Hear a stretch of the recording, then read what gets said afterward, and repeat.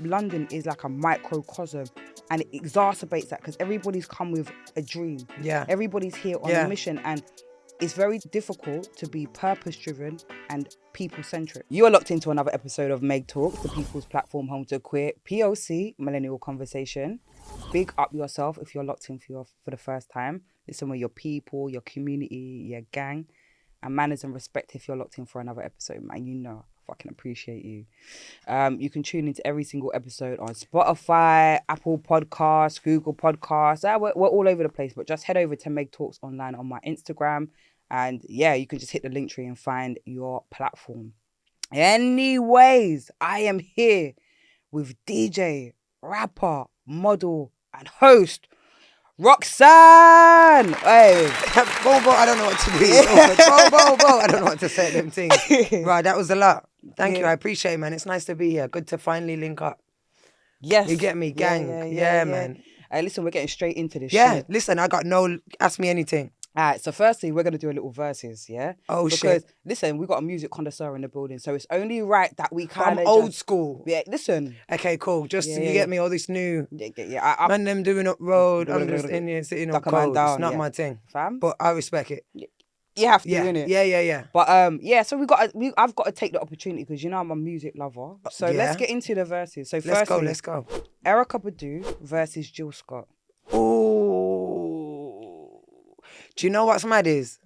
Oh, God, this one's a hard one, you know. Because I want to say Erykah Badu, but you see Jill Scott, the vocals are crazy. And when you're in your feelings or you just need to feel something that you're all right. Getting in the way of what I'm feeling. Who are you picking? We're doing pace. We're doing pace. And you can't pick both? No, you got to pick either or. And it's quick and fast. Fast. Do you know, I'm going to say Erykah Badu, but I want to say Jill Scott. I hear you. All right. Pharrell versus Kanye. Pharrell. Chris Brown versus Usher. Usher. Missy Elliott versus Busta Rhymes. I knew this one was going to come up, and I don't know. I'm a sellout. I'm on the fence. I don't know. I'm not coming to that one. People. Yeah, you're not. No, wait. In a minute, we're going back for you. I want to know who you're choosing. All right, cool. Then we've got Mariah versus Janet. Sorry, Mariah. Vibes Cartel versus Dexter Daps. Vibes. What do you mean? The teacher. It got me. You know what? If it was me, I would say Jill Scott would edge Erykah Badu because she's got a broader range. The reach, innit? Yeah, that's what I was going to say. She's got the range. She can do more, but that's not to shit on Erykah. I agree. I would pick Pharrell over Kanye because clips, Neptune. See, do you know what? Musically, I'd go Kanye, but because he's a bit unstable right now, I wouldn't want to give him the extra leverage. But have you heard his new tune? Mm-mm. Oh my God, Kanye's gonna save music. He's been away just writing like to Lega Kim. You need man. to literally sick him and Ty Dolla $ign. It's cold. Okay, if I had to do Chris Brown or Usher, it's Usher because the foundations. It's 7 o'clock on a dot. But there's no Chris Brown with no Usher. You see it? Absolutely, the foundations. That's a fact. Yeah. Missy Elliott versus Busta. Now I would say Missy etches it for me because firstly, what she represents and what she was doing at that time, and Busta was a rapper with like the kind of crazy papoose flow, right? But Missy was out here in a bin liner doing the fucking most. I agree, but also if you break that down right, Missy had to do that because back in the day, you know, being dark skinned and a bit bigger, it wasn't sexy. So she was like, you know, bun sexy. I'm in a black bin liner and I still look sick. But I love Missy, and Missy was my era. My favorite artist of all time is Missy, Lauryn Hill, and Miss Dynamite. They're my top three, right? But I'm a bit upset with Missy, for me personally, because I looked up to her so much. But again, she was in a different time, so I don't hold it against her. But had she been a little bit more, this is who I am, I feel like if she came out gay, I would have found myself a lot sooner. And I'm not putting it on her like it's her. Hear you. It's her thing, but that's why I'm so, I'm gay, I'm queer, whatever, because for the younger Roxxxans looking up to me or people that don't really know who they are yet. I would say Mariah or Janet. Now, the thing is, I would have said Mariah. No, wait. No. Janet will outsource Mariah. But I knew about Mariah more than I did Janet growing up. Me too. But I also remember Mariah being depressed and going skits. And around the butterfly time. Yeah, that was wild. And I didn't even understand what depression was back then. Yeah. Because I was too young. She just lost it. It just seemed like she lost it. And if I do Vibes versus Dexter, Vibes has got the longevity. And he had the... Again, he's the father. There's no depths without Vibes. There we go. But I want to quickly ask you, have you tapped into Toby Nwigwe? No, I haven't. Do you know someone said this to me the other day? Is he the singer guy?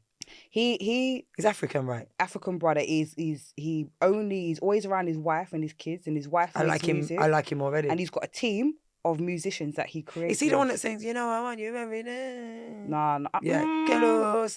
No. He's Look at me, just put it.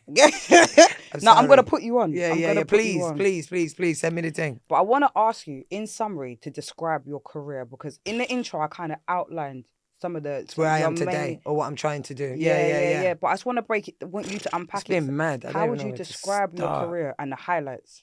Do you know what's mad? I'm a Gemini, yes. I'd say it's been very Gemini in terms of, like, just in a quick summary. So when I was 20, I moved to London. I used to work in makeup. My mum was into, like, you know, I was on Mac Chanel doing makeup. I was one of them Selfridges girls. Okay. Hated it, but I was good at it because I'm creative and I used to be able to do makeup sick. Anyway, hated my job. In Birmingham, there was Punch Records, and they were like the urban development of Brum, and there was only one. And they messed with me since I was like 15, put me on shows, grime theatre, you know, like little things like that. Anyway, I got an email saying, yo, there's an apprenticeship in London. 4 days at a record label, 1 day at college. I just wanted to do music. There was no music around. Anyway, came up to London, had the interview on the Friday, got the job, started on the Monday. So I moved to London in a weekend, stayed at my cousin's 1-bedroom flat on the sofa, was my living room. Shout out my cousin. Anyway, in that time, right, so I was there for 9 months, like a school year. So 4 days at the record label, 1 day at college, where I met, like, all my friends at the time. I was at EMI, some people were at Parlophone, Universal. It was sick. We were all at record labels. Obviously, I was the runner, get the coffee. Yeah. You know, little idiot jobs. So boom, literally within 2 months of me working there, Tiny Temper gets signed. So I was round there. I was in the room when they were playing Pass Out. And it's mad because I was the only young, you know, like, had a big afro at the time. I was the only kind of young black voice of the streets in there at the office at the moment. So they would bring me into the offices to just take notes. So I had Pass Out before anyone. And by the way, that's fire. Gee, it's mad. Really, it was all Labyrinth. Shout out Labyrinth and Tiny, just whatever. But anyway, so within 9 months. So anyway, obviously then Virgin was in, Parlophone and Virgin were both under EMI, so we were in the same building. Then they signed Professor Green, they had Roll Deep and that. So I was the runner. When I'm here, all that. I'm in the video for Ride Deep song that they did with the girl. I was a runner getting the coffees and they needed another girl. If you go back, you'll see. But anyway, so boom, Professor Green's about to launch. I'm the little runner for his party. I need you tonight. You know that tune? Yeah. I'm the little runner. He's taking long to come stay on the stage. Screams there, DJ. Remember dubstep days? Yeah. My brethren went to me, yo, Rox, F it. The mic's up there, Screams playing. Jumped up there, started spitting bars, got my first pull up. Everyone in my office was like, whoa. Where did that come from? You spit. What, the runner? You the little tea lady. What? Now, obviously, everyone knows me because I'm there in bright colours. And hello, I'm really polite to everyone. So anyway, cut a long story short, I got offered a deal. I had nowhere to go. My cousin said, you can stay for the year, then you sort your life out. I was getting $1,000 a month, which at the time was good, but it weren't great, doing the apprenticeship. So anyway, Parlophone, one of the A&Rs from Virgin was leaving for Parlophone. So he went to me, do you want to sign? Boom, 70 bags. I said, yeah. So what that happens is you get 35 on signature, then you get 35 once the album's done. It was an album deal with 2 singles as an option. So I'm at Parlophone now. Again, I don't really know. I've been here 9 months. I've never known the music industry. Yeah, I don't really know. Went over to Parlophone. They ain't really got a clue. They're trying to make me out to be the female Tiny, which you get. They get trying to follow that formula at Tinchy, where they get some really cheesy hook, and then they get the rapper to just rap. Cut a long story short, didn't work out. Went to their photo shoot, trying to put me in battery, trying to tell me girly. I wasn't girly. Still didn't even know I was gay at this stage because I've only been here a year. Cut a long story short, ended up leaving the label. Certain people walked away from me, as it goes. And then big up Mikey J, hit me up, come studio, started working with him. Boom, I got a tune, write a verse for Rock the Mic. I wasn't even supposed to be on it.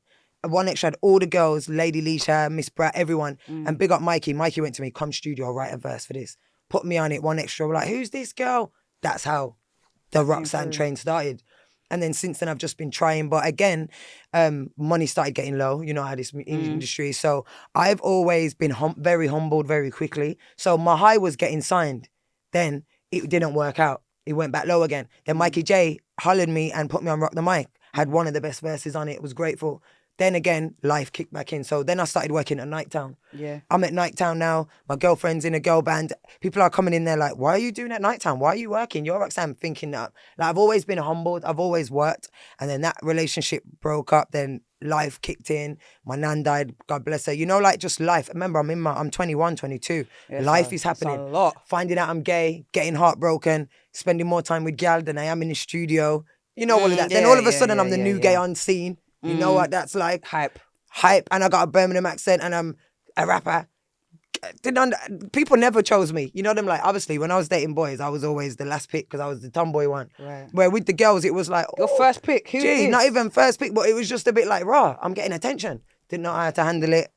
Got a bit up and down. And then fast forward to that, I've always put music, made music. I just haven't put it out because people have, not blaming people, the energy hasn't been right. Sometimes friends, this, that, fuck you over, or the energies don't mesh and you never get to releasing. Then in COVID, was going a bit mad, started like just cutting my hair and film, you know, like changing my hair dye.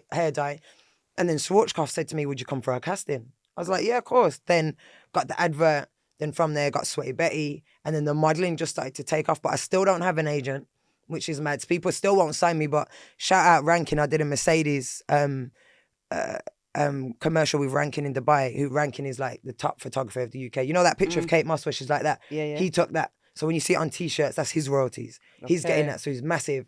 And big up Rankin and thank you. He still calls me to this day. I did a shoot with him last week. I was going to ask you about the earbud shoot. Was that different to the treadmill thing? So at Rankin Studio doing the earbud shoot thing for headphones, the hairdresser there, big up Nick Irwin, one of the best hairstylists I think he's in the world, or especially in the UK. He hit me up like, oh my God, Roxy, because he hasn't seen me since Dubai. Mercedes, he was like, what you do Monday? You ever done catwalk? No. Boom. Now I'm on like my first catwalk on one of the biggest stages. It's like the hairdresser, the Oscars for hairdressers. Yeah. So they put us on a treadmill because the stage was too wide, so we couldn't walk. So the treadmill was supposed to be like the catwalk. Yeah. And I was the last model out for my first show. Do you know what's mad? I went backstage, real talk. I bowled. My eye water. I come off stage, like, wow, that's another dream thing. I'm big in my 30s. Everyone's 22, 21. You know what I mean? And I'm standing there from Birmingham, black, only black girl in the show. Like, yo, I'm here and I'm queer. Here. No, but the thing is, do you get me, G? Like, you're here. And I want to just acknowledge that because God bless social media in many ways, because the youngsters and just the everyday folk are watching. And, I forget that. You know, and the thing is, it resonates and it's a reminder that you haven't got to be perfect and get this thing locked down by the time you're 29. Exactly. And then when you're 30, I'm a big advocate that when I turned 30 and I hadn't made it in music, I was embarrassed, G. Of course, I was embarrassed because they make it seem like that. But I tell you something, like what you sow in your 20s, you reap in your 30s, and it just continues like that. I love that. But I think when you hit your 30s, listen, it's a refinement because you're developing who you are in your 20s. But in your 30s now, you're really refining it and making it authentic. Real talk. And so if I look at David Rodigan, Chasing Status, Shy FX, DJ Khalil, Chucky, Jenny Francis, Dottie, these are all DJs and hosts who are well past 30. Yeah. And Dottie was a spitter as well. Again, on Rock the Mic. A-Dot. Yeah, A-Dot. And she was on Rock the Mic as well. Do you get me? So to me, that shows that, you know what? Put the work in your 20s, but understand the 30s is the time when you kind of lean into, relax into. I agree. And you kind of cultivate. Like, I'm so content right now. I'm so happy, as in, you know, when we linked up again, even though we've known each other for a while, at Shah's birthday, like I've got such a good group of friends right now that love and support me. It's crazy because, you know what's quite sad, what I've noticed to know this, and this isn't a diss because I don't want any family see this. Like I miss my black family. It's like since I came out gay, I don't know how they feel about it, but no one's had the conversations with me about it. So everyone's just kind of jumped away from me. A few years ago, I was in a group chat with all my cousins. I loved it. And it was Black Pride. And I woke up excited. I was like, happy Black Pride. And everyone ignored me. And then I remember being like, why is everyone ignoring me? You like friggin' say happy Monday to each other. Like, how hard is it to just say for me? Happy Black Pride. Hold that space for you. You don't even have to be a part of it. Just let me know it's okay for me to be me. So I left the conversation and no one picked up, well, my two cousins called me, but no one's picked up the phone. And then after that, I had the adverts. Everyone, people I don't even know. I've been walking in Hackney. Oh my God, Raspberry Rebel jokes, because I was that in there. Not even my family. Well done. That it really hurts me. You know why? Because before I knew I was queer, was the last thing I learned about myself. Think about that, this G. The last thing you learned about yourself was your sexuality. You knew you were black. Well, me, I knew I was a half Irish. I knew I was Jamaican. I knew I was a tomboy. I knew I liked Nike trainers. Like, growing up, I knew my heritage. I knew my culture. And then the last thing I found out about myself was my sexuality, but it's the first thing you feel offense to or judge me on. So for me, having friends and support, being an only child as well, in a different city. You're only child, like, me too, you know. Gee, say nothing. Only child, G. I don't know if you understand when I say, like, I love the community because when no one had me, it had me. My friends had me. It became my family, G. Let me tap into this. Being an only child meant that I learned how to operate this world and evolve and get mine as a lone wolf. And you know why that is? Because you've been around adults growing up with your mum. Right. So you learn how to speak and manners and things. Right, exactly. Do you get me? And with that, it made me, I'm not codependent. I'm very independent. Same. But what it means is that even till this day, I can be very cut and dry with friendships because I don't really need people in order. What star sign are you? Sag. Oh, fire. Right? Yeah. I'm very cut and dry. I'm very aware that I do not need people in order to achieve what I need to achieve. However, what that means is that it's a lonely road and there's a whole experience of life in terms of community connections that I think I miss. Yeah. But also it kind of tapping into something you said earlier. I've been fucked over by a lot of people. No, bro. Like, do you know what? Beyond girls, brethrens have broken my trust and my heart so many times that I kind of keep people at arm's length. A lot of the time, even good people. Gee, I'm telling you. That's why I'm telling you, I'm proud to have people that I can let in, like Shah and you know when we linked up that was safe space because and it's different because I don't know if you know the spectrum of the star signs. So Gemini and Sag are completely opposites. Where me and you are the complete opposite star signs. So we either fully get on and get each other or we really don't. Right. So where you're like that, I'm the opposite. I'm very sensitive. Even though I'm loud and I'm confrontational, that's because I don't want to harbour the feelings. I want to sort it out now. Yeah. So for me, I'm very sensitive. My friends become my brothers and my sisters. Although I'm okay alone, I do need you. I do need constant validation, which I hate. Again, it's a Gemini thing. Look at Kanye. Look at all these Geminis. I do need it. I just need someone to be like, you're doing the right thing or I support you. I'm trying to get to the point where I don't, but I'm accepted. I do. Yeah. So friends have broken my heart. I've cried over friends like, do you know what I mean? Obviously, I keep it to myself and in my room, and then I find it hard. I don't know if you experience this, and I call it a London thing, but maybe it's not, because in Birmingham, the friends that you grow up with are your friends for life. Like in London, it's almost like, you know, your rent every 6 months. Every 6 months, someone new will fuck me over or upset me, and I don't know if it's the rat race. Sometimes I thought, is it me? Because I'm so, we're friends, we're family, we're gang. Let me tap in, yeah? Gee. There's something, in by and large, I think England's kind of bad vibes. It is. Right? And it's a rat race. You see the history of England. Energetically, you're not going to be able to escape that until you confront some of the madnesses that you've done. That's just anything. Even if you tie that to a person, you can't go around doing fuckery and think that your life is going to be prosperous and energetic. I'm a strong believer of karma. So when I take that into account now, I feel like London is like a microcosm. And it exacerbates that because everybody's come with a dream. Yeah. Everybody's here on a mission. And it's very difficult to be purpose-driven and people-centric. And not many people strike that balance. So what happens is you tend to compromise one or the other. Yeah. And this is where people become self-medicate. Right. Or we get mental health. Right. And this is where relationships become transactional and people become disposable. And so this is, I think, that kind of speaks to some of what you were saying. Then when you talk about the self-medicating now, party drugs, the ganja, I will never talk down on that because I know that route. Yeah. And I'm same. I'm trying to, the party drugs ain't for me, but the ganja, everyone knows I've been very open about it from music. G, I'm not smoking. It's only day 2, but I don't want to be. Really? Yeah, but G, I don't want to be succumbed or addicted. Even if I just do 3 months, it's for myself that I'm not controlled by it. Let me tell you something. I've smoked more than my life than I haven't since 16. I'm not on it. Let me tell you something. For 15, yeah. Bro, energetically, we was meant to record today because I love that. Yesterday, so that will be Friday, yeah, was 2 months smoke-free. And I've smoked since I was 17. So that's nearly, and I'm going to be 36 next week. I've smoked since 15 and I'm 34. I'm going to be 35 next year. Yeah. But exactly, what were your reasons? Do you know what? First and foremost, it was by accident because I had food poisoning bad. So I couldn't. If I even have tried to smoke, that would have finished me. CG, I've had COVID, rovid, lovid. I'm smoking. My throat is actually. I'm coughing while I'm smoking. I'm outside smoking. You know what? That's when I thought you got a problem. You know what? Can't even taste the weed. I had 3 operations in my mouth, and I was smoking the same day. And so there were little things where I realised that I have a problem. With us? Yeah, I said, there's something wrong with me. Gee, that's how I feel. But we see this food poisoning. I couldn't do it, bro. When I say I was shitting and vomiting up, I've heard food poisoning is a madness. And kidneys, it's next level.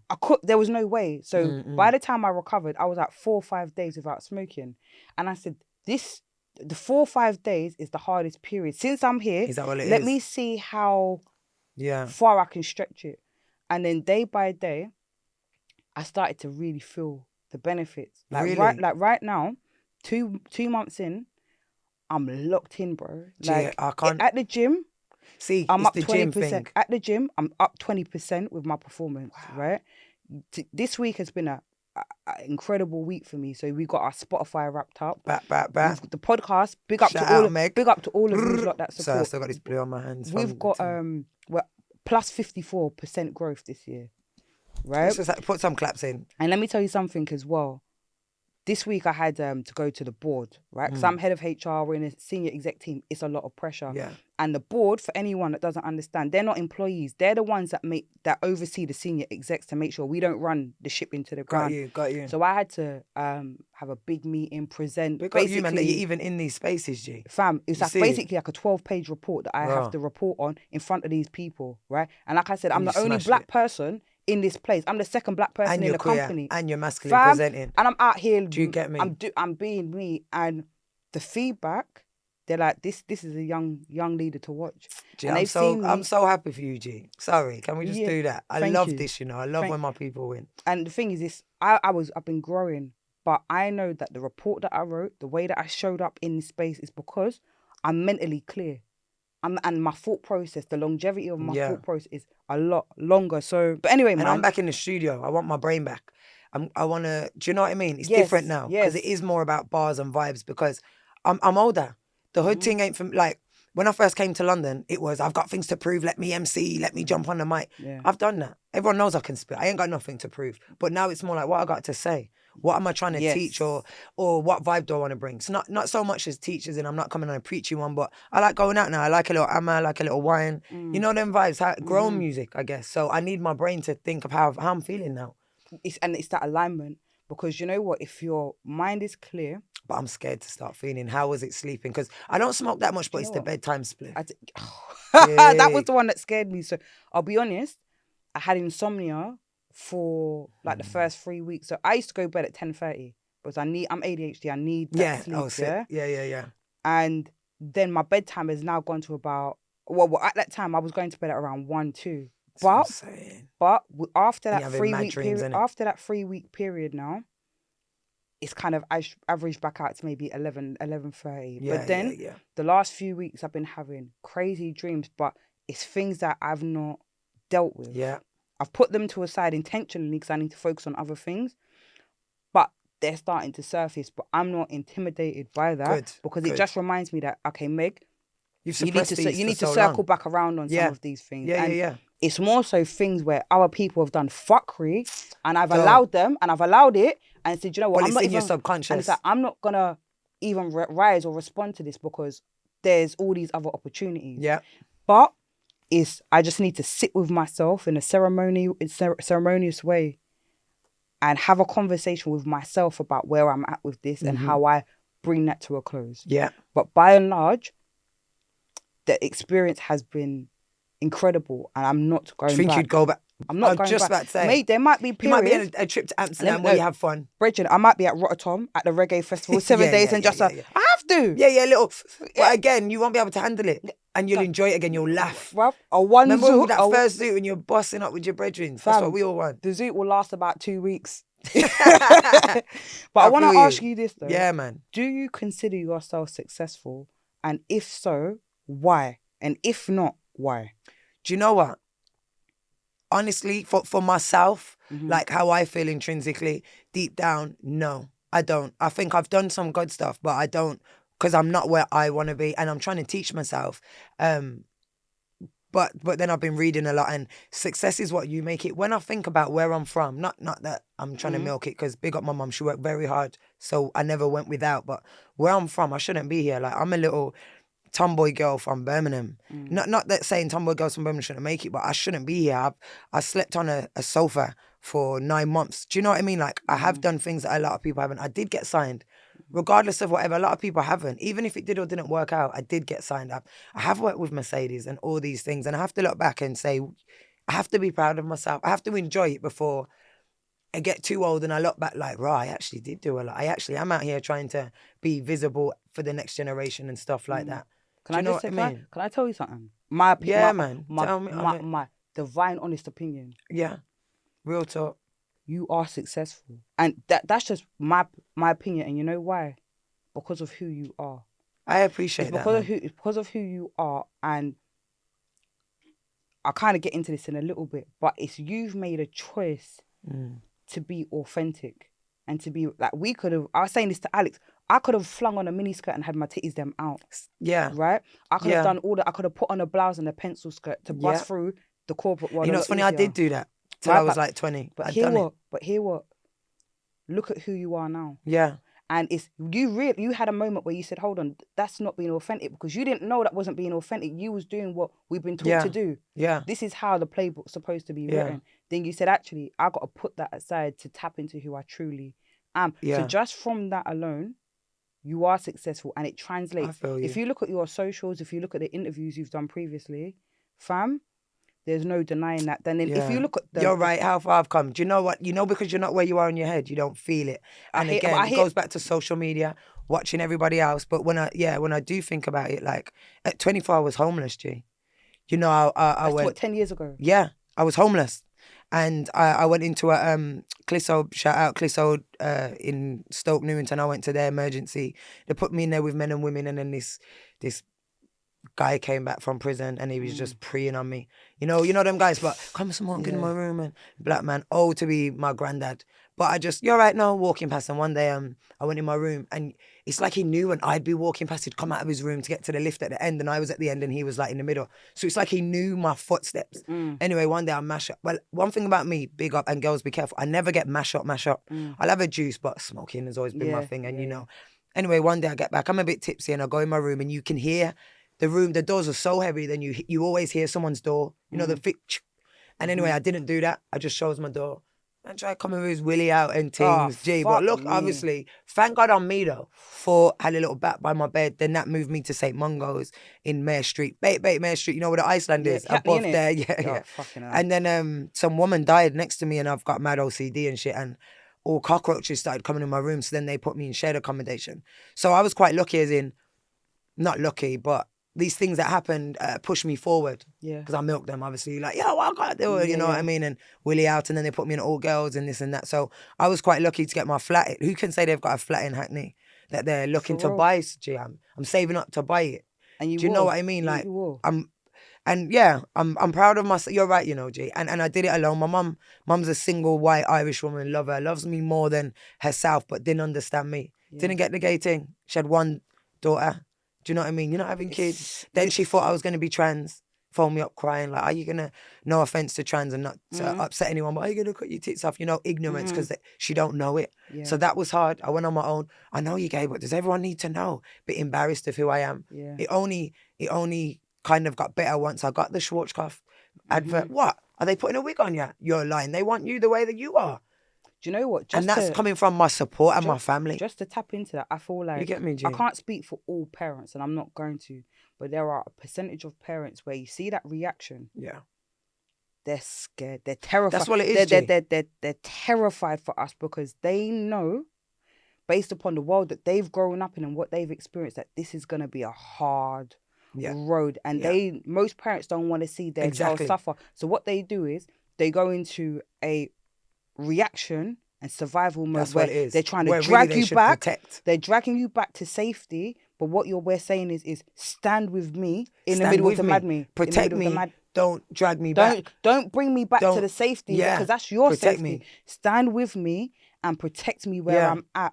and just let me know that I'm okay because you're You've got okay. me. Yeah. Right. And again, you're so right. It's not even about what she thinks. It's about what she thinks everyone else is going to think because she Yes. knows how everyone else talks. But it's mad. My mum started working for the NHS 2 years ago nearly, and she works for the wellbeing team. And gee, one day she called me. So the wellbeing team is like the mental health of the nurses, only for them, you know, and which is dope.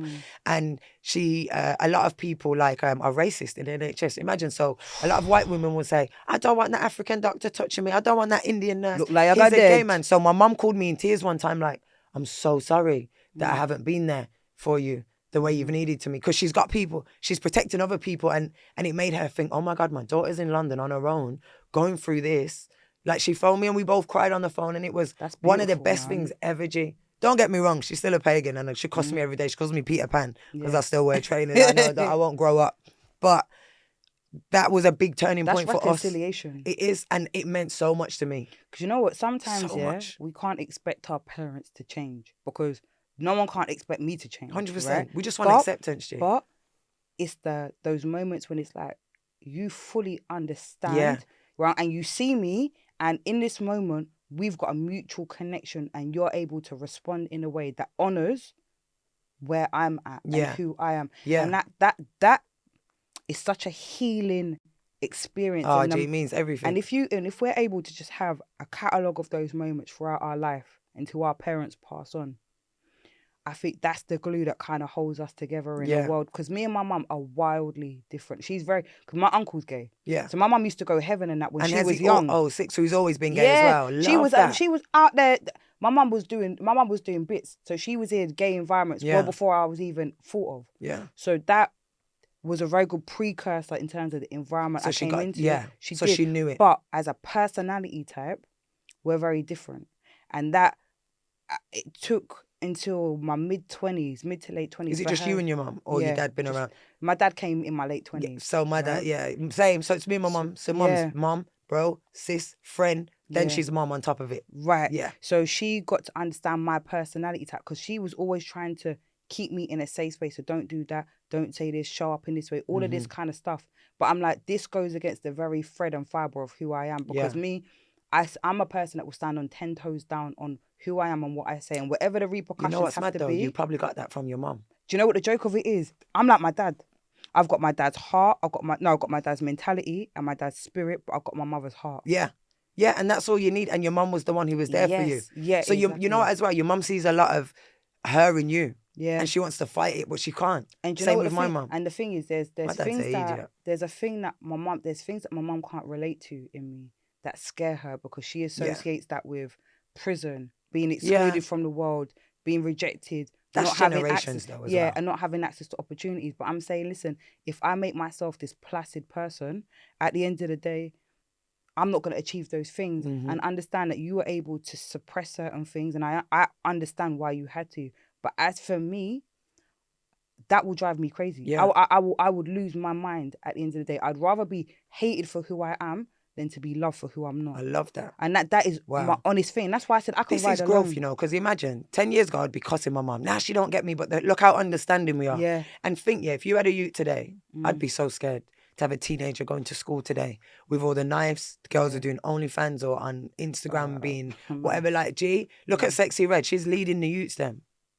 You know, new thing. Free my baby daddy. Let me tell you something. G, we'll get into that as well because I want to know. Because I feel like I'm an alien sometimes. Do you know what, bruv? We're just going to have to do a part 2. No, we were. Because I want to do a critical analysis of music and its influence. I'm so down. All right, cool, because I'm so down. But let me ask you this, yeah?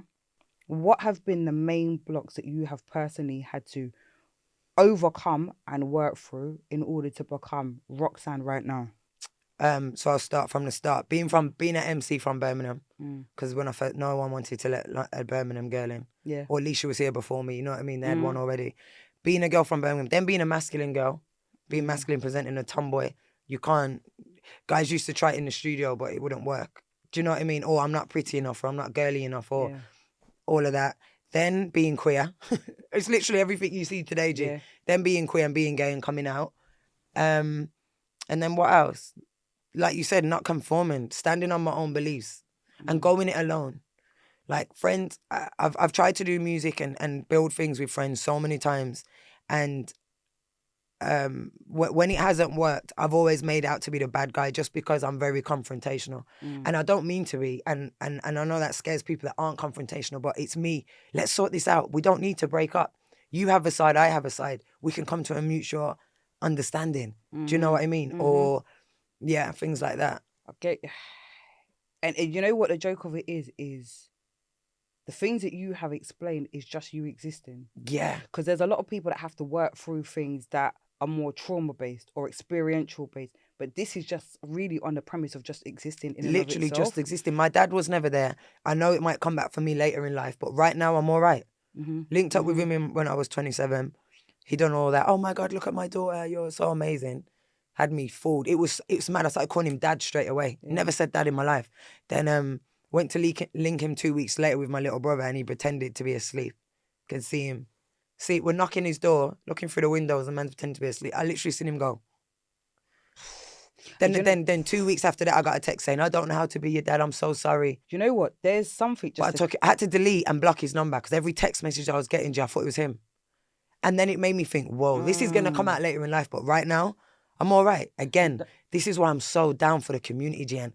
And I'm really about us masculine presenting women being allies and not disliking each other for no reason. Like, because you guys saved me when I needed saving. You got me out my hole. Don't get me wrong, I had them days where I just stayed in my house and smoked. But when I came outside, it was you, man, that brought me together or made me feel loved or a part of something to keep going. Even today, G, like, look what time it is early. I'm going to garage brunch after this, but I'm so grateful to get up, to come to have this with you and connect properly, G, because this is what we have to show up for each other because we're building something. Fam, and the thing is that the way that we even interact lets me know. I know you love me deeply. Ditto, G. I know that Real you care. talk, G. I know that you care, and I hope you know that I care. I do, G. Remember when I was ill? Yeah. G, you're probably the only person that was like, you know what, just get better. Yeah. And and sending you blessings and lemon, and I appreciate that, G, a lot. Because I was scared to cancel on you. I was shook. I was getting overwhelmed thinking she's going to think I'm a dickhead. Yeah. She's going to think, but that's why I send you a voice note, just so you could hear. Yeah. But you probably didn't even need that. But that was me just showing I'm not being an idiot. Yeah. I'm really ill. And do you know what? Even just the voice note, the energy it takes to send a voice note when you're sick, sometimes that's like doing 25 push-ups. Real you know, talk. when you're sick, especially I was bunning as well. My chest was gone. When you're sick, a lot of things are effort. So I can see the effort in that. And the thing is, my love and you being in my space and us having that bond, that shouldn't come at a sacrifice of you running yourself into the ground. Gee, this is why I'm so content now. And I keep saying the people in my orbit right now, just give me love, G. Give me support, make me want to be better, accept me for who I am. But also check me when I'm wrong or I'm slipping or whatever. And I love that, G. It's the honest. Oh, gee, it's honest and it's love. And I think that's what's making me even want to do more and jump back into music. Because I feel like... Did you know what? And on this thing, jumping back into music, you had that track called Masculine. Yeah. Fam? Yeah, it was more of a freestyle. Again, it goes back to when I wrote that with the person, we don't really speak anymore and it all went a bit tipsy-topsy. So I've just got lyrics. I want to say to you, see that Masculine track? I've never heard anything like that to date. So I need to make it a tune because right now it's just a bar. It's a bar. I need to make it a track. And do you know why I say that? It's because even just that one track as an example shows that you've got an audience that's just organic. Yeah. They are ready and receptive to hear it because there's a gap. Like you said, we got Sexy Red. Do you understand where I'm coming from? We've got Duck a Man Down and Zombie this and I operate in the corporate world and in the podcasting world. I cannot relate to that. I can't relate to it. I'm grown. I can't relate to that. I miss Miss Dynamite. Hey, listen. Fam, that album. Fam, you see what? Have you ever had a broken heart? Hey, come on, man. Let me tell you this here. You see Miss Dynamite. You see when she came out with Miss Dynamite inside the... Now... Oh, you mean the first one? Yeah. And you know we're gonna get... You got to come garage brunch, one Saturday, but we'll talk. Yeah. But Yeah, please. Because Sticky is one of the DJs, G. Do you know what I'm like when he's there?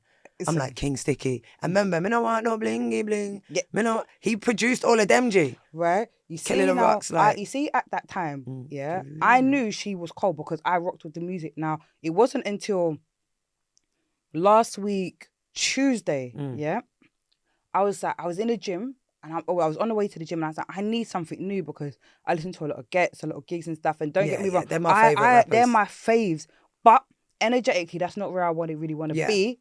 Especially Do you know, I love now. house music, you know? Love So house. I said to myself, let me try something different. So I then thought, let me just fling on some Shy FX. Now, you know, a lot of Shy FX has collabed with Dynamite a lot. A right? lot. So I'm being exposed on Tuesday to new sounds of Dynamite that are old. And I'm like, nah, this is actually sick. Now I understand just how cold she is. Like, don't get me wrong, the Miss Dynamite. See, I still like that. Even though that was their pop. Don't get me wrong. I rocked with that. And 14, 15-year-old me resonated with that. Yeah. But you see, me, 36 years old, you see the stuff that she was doing with Shy FX, Chasing States and that? Yeah. Now And that that resonates tune, with me now. You might get a big box in your mouth. Yeah. I know you talking. Dynamite's bad. Even remember she done that tune with Labyrinth? Original bad girl ponderator. Big sound. G, put that on your list for gym. It's mad when you're in the gym. Cuz, let me tell you something. You see that workout? Within an hour and 45 minutes, I was 615 calories down. I was going to say, you had new thighs. Mad. Bruv, it's like I had this... It was... Look, but listen. Nah, I love that, G. I love that. Before we wrap up... We need to go gym as well. I'm trying to get back on it. Oh, yeah, listen. No, I'm going to message you. What gym do you go? I go to some gym, yeah, and on Fridays... You're not a pure gym or one of them things? On Fridays, they have this thing called Free Friends Friday. So I can bring a brethren anytime. Say no more, G. They've got equipment for days. Say nothing. Because remember, that's what I used to do. That was my job before I was a PT and I used to do spin and roll class. But then the gym I worked at closed down in COVID. Can't we just do a little thing? I'm on G. You see me, super circuits, hit, high intensity. Yeah. That was my thing that I used to teach. G, I got the baddest circuit training. Anyone else want to get involved? We'll even call it Woman King. Shout out Shaw that wanted to do that. Shout out. Yeah, do you know what? We can try and revive that because hit and calisthenics are my two favourite. Fam, I've got at my house, I've got the equipment. We could even go Haggerston Park. I live near there, G. Sure. Or a park in the middle of all of us. I've got the hurdles, I've got the ladders, I've got all the equipment, G. Fuck it. Do you know what? It's not ideal because of the weather, but I'll put on my beanie. G, I'll put a belly on, get a snood. You haven't got a snood yet? Yeah, I've got get a snood. G, I got a snood. Because I'm ready to go out in the cold and do this. Same. I just need to get some like thick socks. That's my toes. Yeah, they're finished. Gone. I wanted to, before we even wrap up, there's one thing I want to ask you. Mm-hmm. But let me just build this a little bit before I ask you. For me, just on an observational tip, I feel like you've tapped into like an 8th gear in the car, right? Most of us are operating probably gear 3 to 4. But I feel like you'd put me at 8. I feel like you've tapped into an 8th gear. And this is because there's a sense of internal freedom that you have, the way that you, firstly, through fashion, and the way that you express yourself through your hair, your clothing and stuff, makeup, how you treat people, right? And how you connect with people. Gee, don't look, I'm in my old age, I could well up. I'm getting emotional, G. Get emotional, no, but it means a lot to me, G. Real talk. How you connect with people, because that's different. How you connect with people is different to how you treat them, in my opinion, right? And then your broader perspective on life. You're operating in. Wow. Like, it's like an alternative universe. That's and nice. The thing is that I could go into a whole long thing about how I'm kind of building my mindset, but I see it, bro. Gee, it means a lot. And real talk. Thank you. Because it's mad, I see myself as the bad person all the time. Nah, fuck off, bro. I don't know why I need to stop. No. Do you know what I mean? Bro, I'm being dead serious. No, like, but it means a lot, G. I mean it. It means a lot. Cause inside, that's who I feel I am. But certain things make... Yeah. Thank you, man. Yeah. It's you're operating a different frequency. And I was actually going to ask this question for the betterment of us, man, that's listening, to learn from you. Like, what is it that you're doing? How you just seem so fucking free, bro. And you're just doing you. You're just doing you with no strings attached. You whatever smoke and whatever pressure comes with that, you're gonna do it because it's not easy for a mass presenting person to have on red lipstick. G. You know. And last thing I'm gonna say. Me and my brethren laugh. People didn't used to pass me the zoo. Before I let you go, and let you say what you're gonna say. You know how many mass presenting people are trapped in their clothes and in their appearance, and they want to do things differently, but they can't. They're trapped, bro. And you haven't fallen into that. So talk me through what your process is on a day-to-day basis, year by year, that allows you to be free? Gee, this is crazy. Do you know what? I've never heard. Firstly, thank you, because it means so much. And look at me sitting here like a little girl as well. Thank you so much. Do you know what? Again, I think it's people like my mum. When I was young, you got to get a job at 16. Okay, I went into makeup and fragrance because my mum was. So I learned how to do makeup. Then you started to see, again, I didn't come out or even know I was gay until I was 21, 22. So I was having boyfriends and that and on makeup counters. And then when I did come out, I was who I was. I think I was who I was. And when my family and that turned against me, all I had was me. And then by being me, I got opportunities and I stayed authentic to myself. I can't be nobody else. I've never been able to be anybody else. And actually, you know what? Sorry, as I'm thinking, more answers are coming in. You see the people I got with, Tia Mitchell, Coyote Campbell, and Samantha Campbell as well. My three best friends. I call them my sisters. I met Tia on the day I came back from the hospital. Me and Stella, Samantha went to nursery together, and Coyote, our mum, is my aunt, used to look after me from like 5 onwards. We were both only children. They've loved me. They were who I came out to. They're who, like, I don't even see them. They live in Birmingham. But they love me so much. And even if I lose all my friends and all my people, I've got them. And they know me for me. Like, you're laughing at the makeup thing. Sometimes being in London with masculine girls, you know, we'd be smoking a zoot. No one wants to pass it to me. Or they pass it to me last because it's going to come back with, rocks, lipstick on. Or I still wear I wear what I like. I wear male fragrances. I wear feminine fragrances. I just don't care.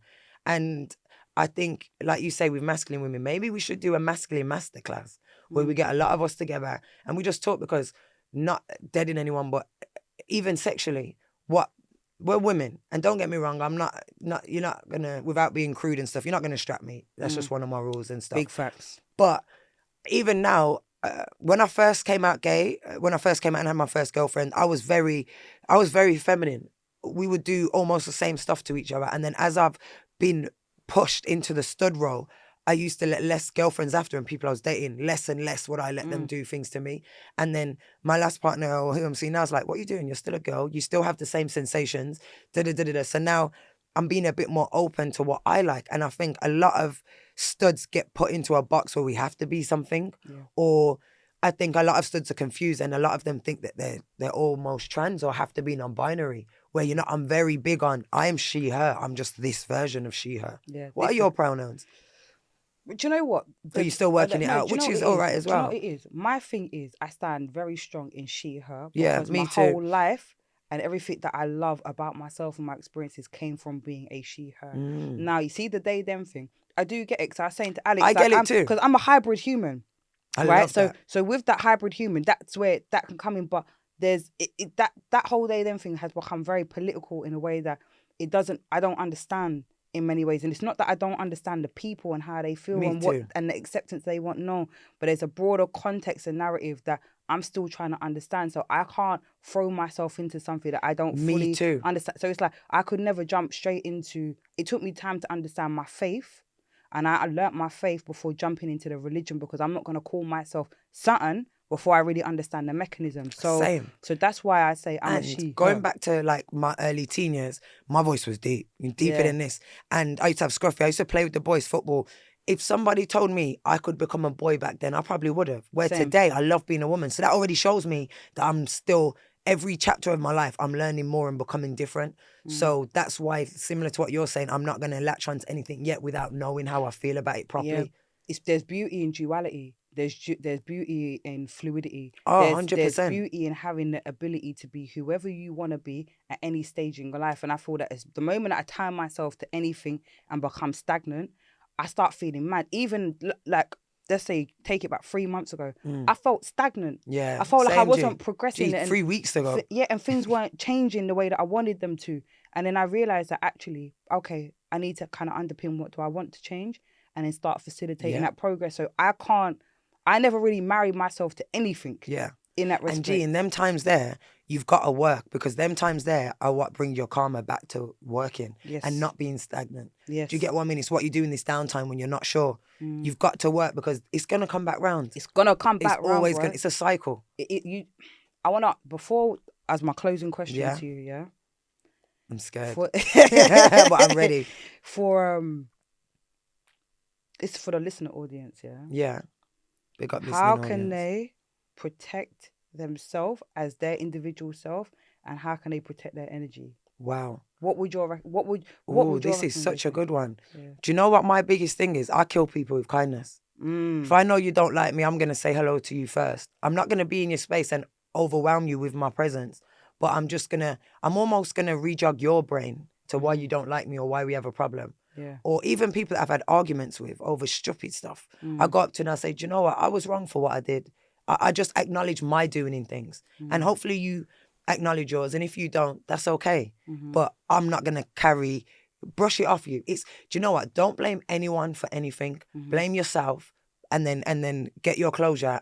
And it's weird. It's almost like a weight is lifted off you. You know, like when you go to church and you pray, that's almost manifesting or whatever your religion is. And then you come out of church and you feel lighter. That's because you've let it go of it. Yeah. Yeah. Do you know what I mean? You don't even know. You know, you've Or you've listened to the pastor and he's clicked something in your head or the priest and you've gone, and you've understood it. That's your closure. You've let it go. Yeah. Stop blaming everyone for everything. And how people treat you, it's not your problem, it's theirs. But just, it's okay to apologize and acknowledge when you're wrong. Yeah. And if you do, let's don't get us wrong, we're all wrong sometimes. Just remember that the apology has to be louder than the disrespect all the time. Ooh, shit. Do you get me? And I just think that's such a big thing. Yes. And especially in the black community and the queer community, no one wants to apologize for being wrong. It's all right, you are wrong. You might have tried to link my ex, or you might have done something a pagan. It's all right, just apologize properly. Be real about it. Be real. Own up. You know what? I wasn't thinking right, or not even, I done you wrong and I apologize. I'm embarrassed of my behavior. Do you know the growth in that you're going to personally get, G? The liberation and the self-respect that you acquire when you realize that you can hold yourself accountable for your own missteps. Yeah. And you know, listen, you know how far, you see, if I look you in your eye and I say, Rox, I'm sorry. Yeah.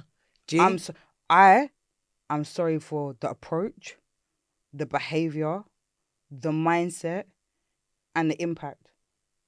That there, you see, if that person is still upset with you and still wants to draw a distance, they're not meant to be in their life. Yeah. They don't deserve you. Right. You have to accept that, but at least you know you did your part. It goes back to what I said with England being bad vibes and failing to reconcile. Yeah. You've got to. But Rox. Yeah, man. Thank you so Thank you for having me, man. Big up coming. Alex as well. Yeah. Behind the camera. Yeah. You see it.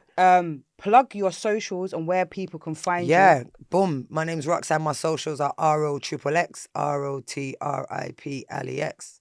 And yeah, that's for everything. Yeah. And yeah, man, we're gonna link up again. Because I do want to do the critical hip hop or music breakdown. Let's do that. And we'll get a few of us down. Let's do it. I've actually got a space as well. Yeah. We can do it. And yeah, if you want to get involved in training with us, or I think we should come up with this, let's think of a masculine masterclass. Yeah. If you want to get involved in that, hit us both up. Facts. And we'll make it work. We'll fucking make it work, man. Yeah, man. Listen, well, you guys know where to find me. It's Meg Talks Online on Instagram. Hit the link tree and then you'll find everything everywhere. And as well, we're doing a big push on TikTok right now. And yeah, January TikTok, 2024. Man. We're going to be on YouTube as well with full-length visuals. Trust me. We're growing. And I just want to give thanks to all of the support, because if it wasn't for you guys tuning in, the DMs, all of the analytics and the numbers, I wouldn't be able to do all of this and we wouldn't be able to grow. So thank you.